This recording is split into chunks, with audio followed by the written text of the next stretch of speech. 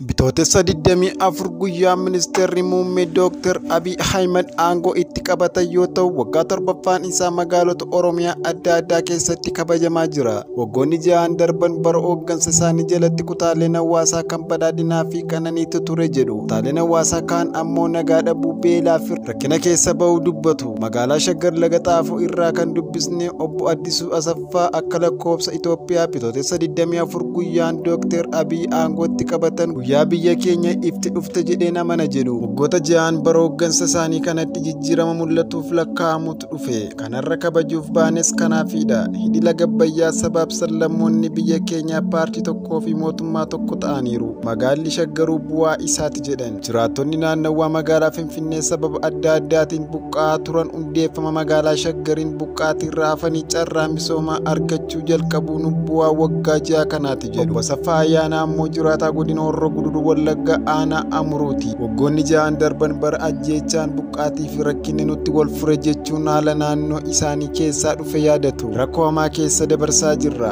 Akka aanaa keenyaatti hawaasni qe'ee isaanii irra jiru hin jiru. Hunduu bittinnaa'ee rakkoo hamaa keessa jira. Lubbuu hedduutu darbe. Hanga ammaatti illee rakkinuma keessa jirra jechuun haala hamtuu keessa darbanii fi ammas keessa jiran BBC'tti himanii. Hawaasni sababa rakkoo nageenyaatiin waggoota darban kana qe'ee isaanii irraa buqqa'ee magaalotatti faffaca'ee akka jiruu fi gama mootummaan deeggarsi muraasni jiraatus gahaa akka hin taane himuun komatu. Mootummaan naannoo Oromiyaa saba isaa kana rakkoo hammaataa kana keessaa baasuuf tattaafachuu qaba jedheen yaada. Hayyoonni biyya kanaas saboonni lamaan kun akka walitti araaraman, akka nagaan bu'u, obbolummaan akka cimu hojjetamuu qaba jechuun dhaamu. Jiraattuun aanaa Daagan BBC'n dubbise waggoonni darban kunneen gama nageenyaa fi qaala'insa jireenyaatiin yeroo qorumsaa ture jechuun madaalu. Nageenya wal qabatee naannoo keenya rakkoo cimaatu jira. Kana uume ammoo mootummaa qofa miti.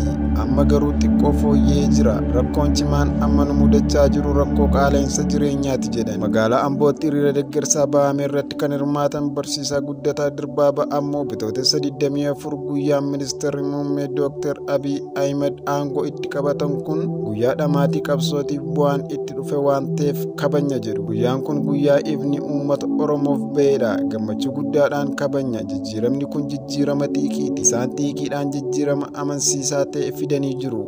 Oromoo kana caalaa akka fidan nana mana jedhan. Waggoota 6 darban bara hooggansa Dr. Abiy kanatti magaalli Amboo jijjiirama qabatamaa agarsiisaa waan jirtuuf kaayyoo fi akeeka mootummaan qabatee jiru akka milkaa'uuf gatii barbaachisaa kaffaluun qophii akka qabanis jiraataan kun himaniiru. Ani akka dargaggeessa magaalaa Ambootti mootummaan kun tubsa yoo argate hojii guddaa hojjechuu danda'a jedhee waan hin amanuuf waraanaanis taanaan hojiinis taanaan bira dhaabbadhee biyya kana jijjiiruuf qophiin qaba jedhan.